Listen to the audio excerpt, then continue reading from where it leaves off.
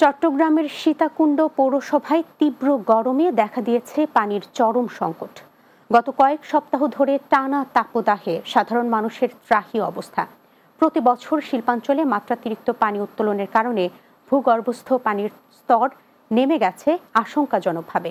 ফলে গভীর নলকূপগুলো থেকেও মিলছে না পর্যাপ্ত পানি। এতে করে ভোগান্তিতে পড়েছেন পৌর এলাকার কয়েক হাজার বাসিন্দা। চট্টগ্রাম থেকে পাঠানো প্রতিবেদন জানাচ্ছেন অর্ণব নাসির।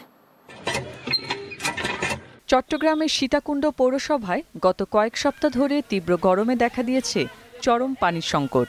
টানা তাপপ্রবাহ ও শিল্পাঞ্চলে পানির ব্যাপক চাহিদার কারণে ভূগর্ভস্থ পানির স্তর নেমে গেছে আশঙ্কাজনকভাবে।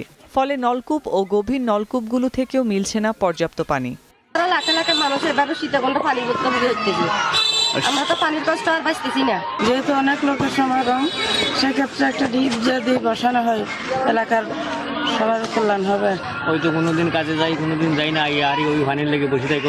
সাধারণ মানুষের অভিযোগ, ঢাকা চট্টগ্রাম মহাসড়কের সীতাকুণ্ড অংশের পূর্ব পাশে অপরিকল্পিতভাবে অসংখ্য শিল্প কারখানা গড়ে উঠেছে। এসব শিল্প কারখানায় পানি ব্যবহার করা হচ্ছে ভূগর্ভ থেকে। ফলে পানির স্তর নিচে নেমে যাওয়ায় সাধারণ নলকূপেও পানি উঠছে না।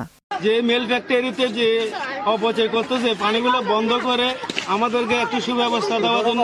সব ওয়ার্ডের মানুষই কলেজের পানি নেওয়ার জন্য আসে, খাওয়ার পানি, কিন্তু এখানে ওই যে পানি লেয়ারের জন্য আমরা কষ্ট পাচ্ছি। পৌর কর্তৃপক্ষ জানিয়েছে এটি একটি প্রাকৃতিক সমস্যা, তবে সংকট কাটাতে প্রশাসনের পক্ষ থেকে প্রাথমিক উদ্যোগ নেওয়া হয়েছে। অধিকতর পর্যায়ে বেশি করে টিউবওয়েল বসানোর মাধ্যমে এই পানি সংকট নিরসন করার জন্য চেষ্টা করছি।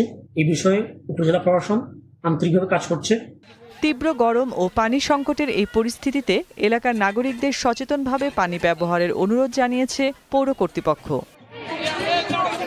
Desk report, Bangla TV. শেষ করব দিনের বাংলা। যাবার আগে শিরোনামগুলো জানিয়ে দিচ্ছে আরো একবার। জুলাই গণহত্যায় শেখ হাসিনার বিরুদ্ধে তদন্ত শেষ পর্যায়ে।